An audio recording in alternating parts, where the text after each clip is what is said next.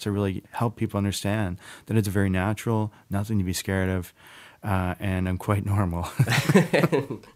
So how did you get involved in... Hold on, first of all, before I get into that, I need to ask you what clairsentience is and the other two terms that you mentioned for everyone out in Radioland who might not be familiar with the terms. Well, clairaudience is really cool. We all have it, whether you know it or not. And it has that... the best way that I can describe what clairvoyance is like daydreaming. Everybody can daydream. And when I tune into a spirit or a person's life, I just kind of stare off at the wall or just let myself stare off. And next you know, little images or a flash of something will just appear into my mind's eye. And it's like a daydream. And I just kind of interpret it from there and just go with whatever it is they show me. And it's usually like 9.9 times out of 10 really accurate and really right on. So I very much trust it. Now, clairaudience is like hearing spirit. And now it's not hearing with your ears, although you can. It's like talking to yourself in your mind. Now, this is kind of funny because I have a friend that I work with sometimes that says, well, how do you know you're not schizophrenic? And I'm like, well, because usually when I'm recording my readings sometimes, or when I'm out talking to spirits like ghosts, you can hear them talking back to me. Wow. Which is not a voice inside my head. It's a voice that is being talked to me. That's intense. It is. It totally is. So it really gives weight and value and to what it is that is there all the time. And clairsentience is a feeling. You know, you can feel things about people. You walk into a room, you can tell if somebody's had an argument. You can tell if somebody's having troubles in certain parts of their life. For me, anyway, I can.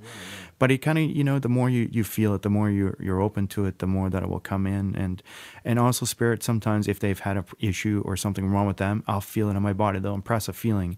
If somebody was hit in the head, I get a pain in my head. If they died of a heart attack, I get a pain in my chest. But I also feel good. And I also feel bad. I feel negative. I feel love. Depending on what it is, the message they're trying to get through. Wow, that's amazing. So these three different types of psychic abilities almost seems like it's like that computer software code is written into each and every one of us from the get-go. It's just a question of whether or not we pay attention to it and develop those skills. Am I right on par with that? Oh, totally. Yeah, we all have this ability. It's just a matter of, you know, fine-tuning it and listening to it and being aware that it is there. And really trusting and honoring it. That's all that really boils down to. Yeah, I only mentioned it because I feel like I've had all those experiences myself. So, I mean, I'm just an average little guy. And I've had my own experiences. But I never really chose... I mean, I do, like, the older I get, the more I'm more, intrigued about the whole idea. And so I do try and pursue a little bit more of that. But, for the most part, I don't really pay attention to those things. So it seems like everybody does have that ability. That's right. Now, Shawn, you were involved with the Alberta RCMP for, how long were you involved with them and how did that happen? Unified Field Radio will be right back. Stick around.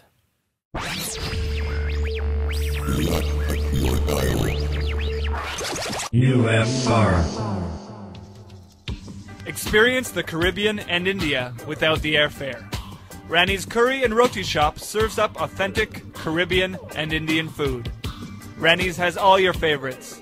Curried chicken, beef, mutton, goat, buttered chicken, chickpea and potato are all available in a roti wrap. Rani's is the real deal. It's real with imported ingredients and a deal with $5 lunch specials and a 10% student discount. So come on down to Rani's at 5280 Green Street, just off Queen, and experience authentic curry and roti for yourself. I'm David Suzuki. Catch the bus. Just one bus means 40 fewer vehicles on the road and 9 tons of pollution out of the air. Not bad for a couple of bucks. The future is in your hands. Get around smarter at davidsuzuki.org. Maybe this is the decade that roadblocks are going to be throughout Canada because people are fed up. Fish is dying, the air is dying, the plants are dying, the animals are dying. We're not too far behind them. But when I leave, you remember I said, with the last words on my lips, that I am a revolutionary. The Radical Imagination is a research project about movements, social change, and the future. Are you interested in taking part in group discussions on activism, movement building, and revolution? Join us for a collective exercise in imagining egalitarian futures. To find out more or to participate, contact me, Dr. Alex Kasnavish, at Mount St. Vincent University by phone at 457-6565 or check us out online at www.radicalimagination.org. Spaceships, aliens, Bigfoot, and more. You're listening to the Unified Field with my dad, Mr. Justin Brown. Unified Field Radio.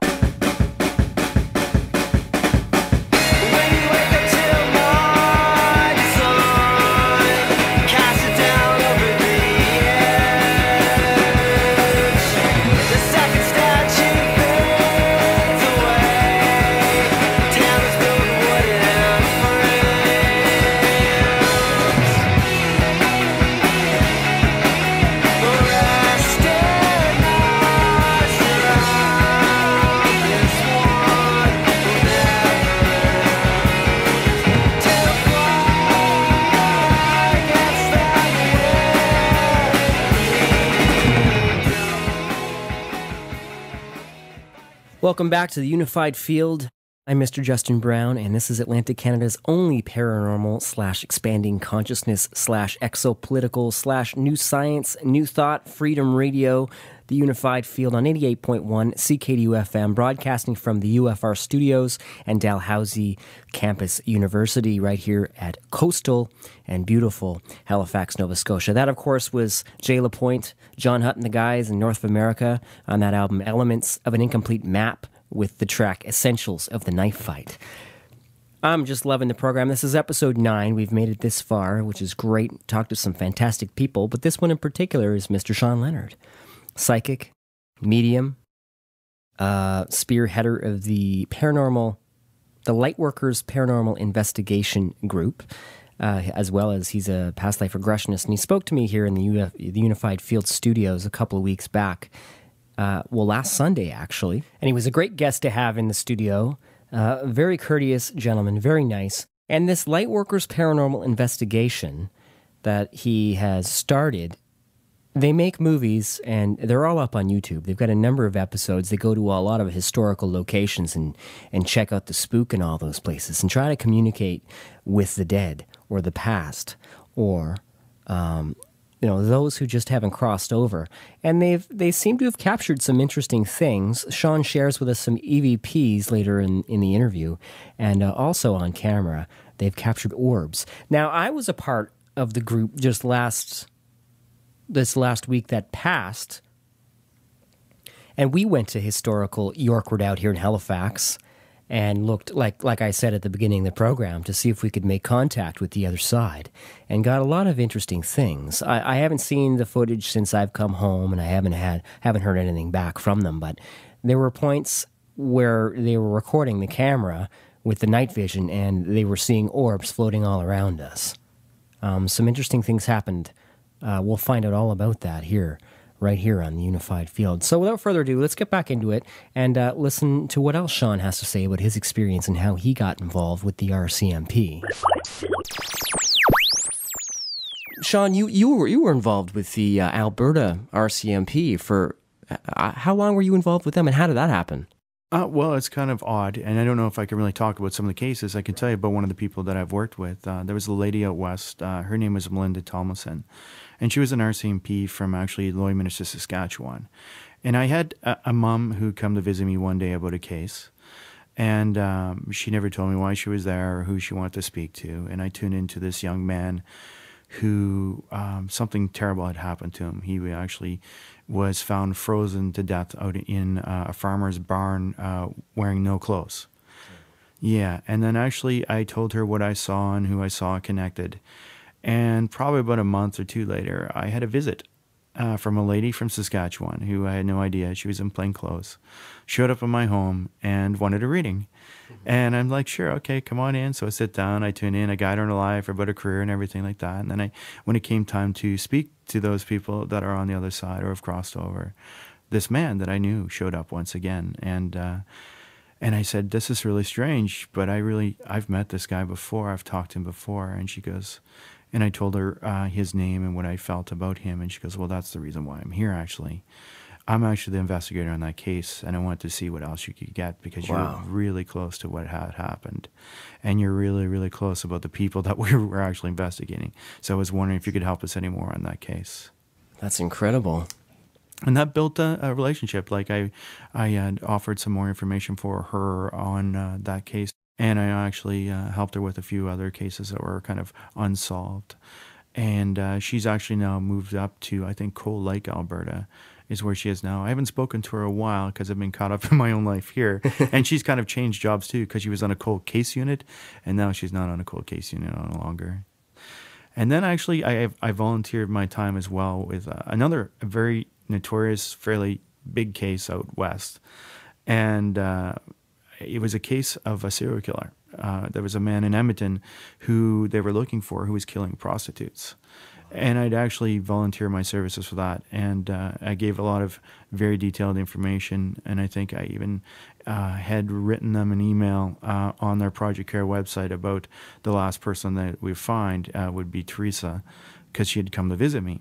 Now, Teresa told me that they were on the right track. And actually, on my post on their website, Project Care, I had a man who actually started to coerce with me on the site. And I actually wrote an email to the detective, because the man that was coercing with me, I believe, was the man who was responsible for all the serial killings. Unbelievable. Yeah. But I was pretty close, because everything I was saying, he found it very amusing. And he was watching me very carefully. So I'm a lot more aware of what I post online in a public format from now on, considering you're dealing with serial killers. Wow. Yeah, I would say so. Wow, what a journey! What a journey it's been so far. And so, I guess, how did we get to Nova Scotia, and how did you open up your practices here? Well, I originally grew up in Nova Scotia, and I moved away when I was 18, 19, out to Calgary. And like I said, I met my wife out there, and I was doing my practice in Calgary for 8 years prior to moving to here as a psychic medium. And me and my wife, we just wanted to change. You know, Calgary's a really nice, beautiful, great big city. Yeah. But I'm looking for something for me and my family, just a little bit more down home, you know, a little bit more home-like. And, you know, near the water, because I really love the water. I miss the water in Alberta. There's beautiful mountains, but there's just no oceans. And I really want to be close to the ocean again. And that's how we ended up here. We decided we were going to move. We sold our house, packed up, and decided that's it. Let's go. Yeah, I spent some years in the Midwest. I can sympathize with missing the ocean, definitely. It's nice to be home. So I guess that brings us to the Lightworkers Paranormal Investigation Unit. You've got all kinds of stuff going on there. Oh, yeah. Like, it's something I've always been helping people with as well, because a lot of people will call me because I am a medium. I talk to spirit, those on the other side, and those ghost spirits that may be stuck here still, that many people have called me over the years and said, I have a problem in my home. There's somebody that's walking around all hours of the night, slamming doors, slamming cupboards. I need somebody's help. People think I'm crazy, but if you come here, I know you'll see what I'm talking about. So that's how it happened out west, and I did. I went to a few houses, and sure enough, there was a spirit walking around there. And at that point, I realized that, you know, where we're all supposed to go in the light, I had to actually help these spirits get to where they're going. And so I continued to do that as part of my job out west, and then moving here. You know, being Halifax, it's such a great city for so much history and time period genre. It's insane. And the amount of spirit that is here walking around and everywhere connected to so many things is just crazy. It's just, I love it so much because this is the work I do, and I get to help those people that might be stuck get to the light. And to me, that's a gift. It's a real, it makes me feel just overwhelmingly awesome just helping people get to the light. And so I took a few people out with me out here doing this around different locations. And I was actually asked by a few people to start a group. And this is the group that I decided to start. It was called the Lightworkers Paranomal Investigation. And it's kind of really snowballed in that too, because we've had a lot of calls to go to private residences here and help them with their spirits and ghosts as well.